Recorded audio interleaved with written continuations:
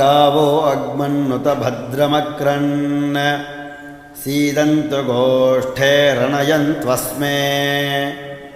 प्रजावतीः पुरुरूपा इह स्युः इन्द्राय पूर्वीरुषसो दुहानाः इन्द्रो यज्वने वृणते च शिक्षति उपेद्ददाति नः स्वं मुषायति भूयो भूयो रयिमिदस्य वर्धयन् अभिन्ने खिल्ले निदधाति देवयुं न ता नशन्ति न तभाति तस्करः नैना अमित्रो व्यथिरादधर्षति देवागश्च याभिर्यजते ददाति च ज्योगित्ताभिः सजते गोपतिः सह न ता अर्वारे